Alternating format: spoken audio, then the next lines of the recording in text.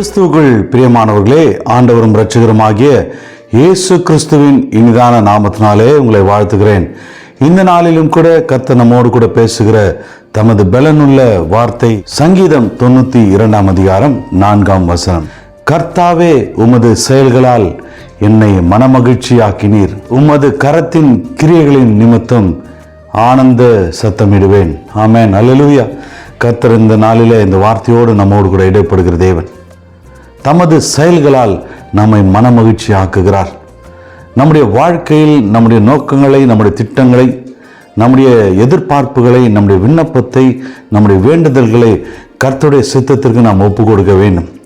கர்த்தருடைய சித்தத்திற்கு நாம் ஒப்பு கொடுக்கும் போது, நீர் என் காரியங்களை வாய்க்க செய்யுங்கப்பா என்று சொல்லி அவரிடத்தில் நம்முடைய திட்டங்களை, நம்முடைய நோக்கங்களை, நாம் வேண்டுதலை, நம்முடைய விண்ணப்பத்தை அவரிடத்தில் விட்டு கொடுக்கும் போது கர்த்தருடைய செயல்கள் நமக்கு மன மகிழ்ச்சியை கொடுக்கும். அது மாத்திரமல்ல, கர்த்தருடைய கரத்தின் கிரியைகள் நம்மை ஆனந்த சத்தமிட வைக்கும். ஆமென். மகிழ்ச்சியினாலே நம் உள்ளத்தை கர்த்தர் நிரப்புவார். நம்முடைய திட்டங்களை, நம்முடைய நோக்கங்களை அவரிடத்தில் விட்டு கொடுக்கும் போது கர்த்தர் நாம் எதிர்பாராத விதங்களிலே காரியங்களை செய்து முடிக்க வல்லவராக இருக்கிறார்.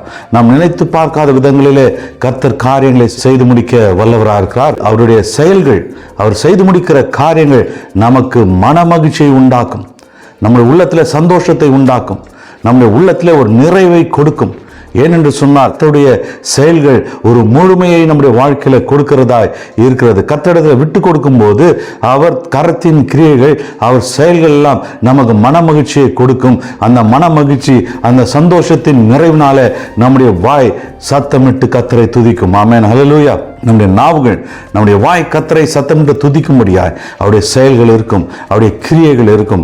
ஆகவே நாம் இந்த நாளில் புரிந்து கொள்ள வேண்டியது, நம்முடைய காரியங்கள், நம்முடைய தேவைகள், நம்முடைய எதிர்பார்ப்புகள், நம்முடைய திட்டங்கள், நம்முடைய நோக்கங்களை கர்த்தருடைய சமூகத்தில் அவருடைய சித்தத்திற்கு நாம் விட்டு கொடுக்க வேண்டும்.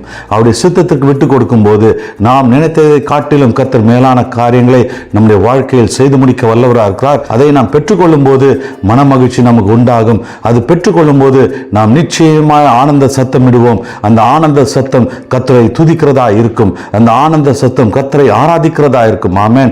இந்த வேளையிலும் கூட நம்முடைய சித்தங்களை, நம்முடைய நோக்கங்களை கர்த்தருடைய சமூகத்தில் விட்டு கொடுப்போம்.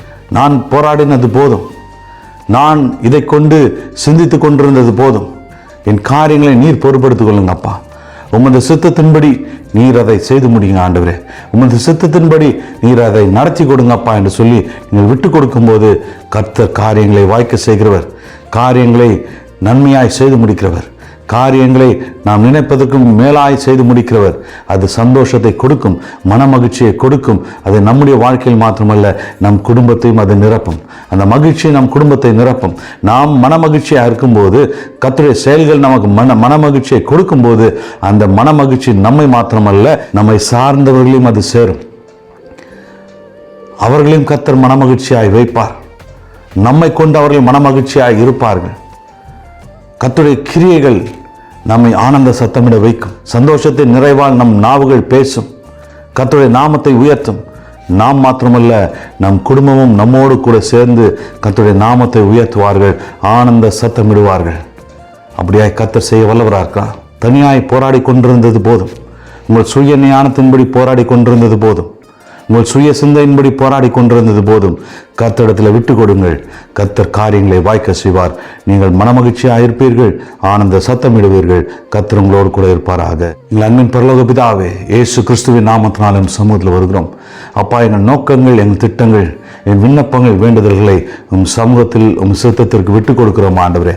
இதுவரையில் அதை குறித்து நாங்கள் போராடினது போதும், எங்கள் சுய ஞானத்தின்படி நாங்கள் போராடினது போதும். இனி எங்களுடைய சிந்தனையின்படி அல்ல, என்னுடைய யோசனையின்படி அல்ல, இனி உமது சித்தத்தின்படி ஆக கடவுதப்பா. இனி உமது சித்தத்தின்படி ஆகட்டும் ஆண்டவரே. என்னை மனமகிழ்ச்சினால் நிரப்பும். உமது செயல்கள் எனக்கு மன மகிழ்ச்சியை உண்டாக்கும். உமது கரத்தின் கிரியைகள் என்னை ஆனந்த சத்தமிட வைக்கும் என்பதை விசுவாசிக்கிறேன். அப்படியாய் நீ செய்ய வல்லவர். என்னை மாத்திரமல்ல, என் குடும்பத்தையும் மகிழ்ச்சியினால் நிரப்ப வல்லவர். என் குடும்பத்தையும் ஆனந்த சத்தமிட வைக்க வல்லவர் என்பதை விசுவாசிக்கிறோம். அப்படியாய் நீ செய்து முடிப்பீராக. உம் சித்தத்திற்கு உம் கரத்திலே எங்கள் காரியங்களை அர்ப்பணிக்கிறோம். உமது சித்தத்திற்கு எங்கள் காரியங்களை விட்டு கொடுக்கிறோம். நீர் செயல்படுத்தும், நீர் ஆளுகை செய்யும். உமது சித்தத்தின்படி நிறைவேற்றுங்கப்பா. இயேசுவின் வல்ல நாமத்தில் பிதாவே, ஆமென். ஹல்லேலூயா.